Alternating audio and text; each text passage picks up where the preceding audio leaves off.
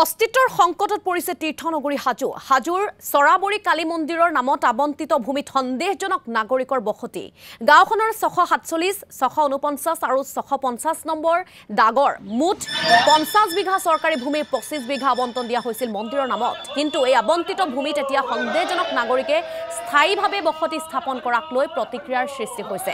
শীঘ্ৰেই এই সকল লোকক উচ্ছেদিত কৰাৰ বাবে মুখ্যমন্ত্ৰীৰ ওচৰত দাবী জনাইছে মন্দিৰ পৰিচালনা সমিতিয়ে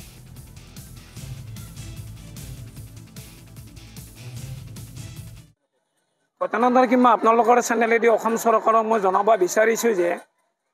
2015 চনৰ প্ৰাক্তন বিধায়ক দীপেন পাঠক আৰু বৰ্তমানৰ বিধায়ক সুমান বাইদেৱে 10 বিঘা মাটি টোটেল 25 বিঘা মাটি তাৰমানে বেচৰকাৰী মাটি আমাৰ মন্দিৰৰ নামত এলটমেণ্ট দিছে সৰাবৰী কালী মন্দিৰৰ নামত এলটমেণ্ট দিছে গতিকে এলটমেণ্ট আজি 2015 পৰা আমি খুজি বাতি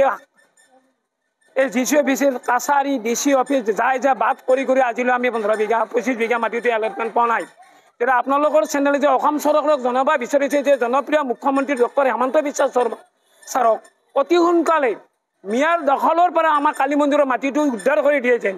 এই আমাৰ চৰকাৰৰ ওচৰত প্ৰিয় অনুৰোধ বৰ্তমান তেখেতসকলে প্ৰায় 50 বিঘা আছে 50 বিঘা দাগ দুটা এনেকৈ দাগত আমাক দিছে 647 649 650 বিঘা মাটিত আমাক 25 বিঘা মাটি এলটমেণ্ট দিছে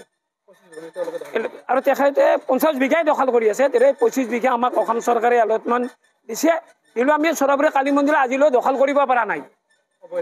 অবৈধভাৱে দিয়া মিয়াসকলে অবৈধভাৱে তেখেতসকলে দখল কৰি আছে এই আপোনালোকৰ চেনেলেদি মই মাননীয় মুখ্যমন্ত্ৰী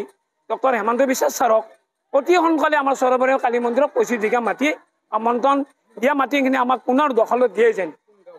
এখানে গাঁও সৰাবৰী আমার 15 বিঘা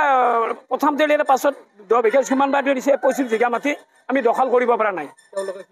তেখেতে য'ত যাওঁ আমাৰ তেখেতসকলে মানে প্ৰাণে মাৰে ভাবুকি দিয়ে কেইবাবাৰো আপোনালোকৰ চেনেলেদি আমি জনাইছোঁ অসম চৰকাৰক জনাইছোঁ এজেচিক জনাইছোঁ ডিচিক জনাইছোঁ আজি 2015 চনৰ পৰাই আমি বাৰ্তা দি আছোঁ তথাপিও মাটিটো আমি দখল কৰিব পৰা নাই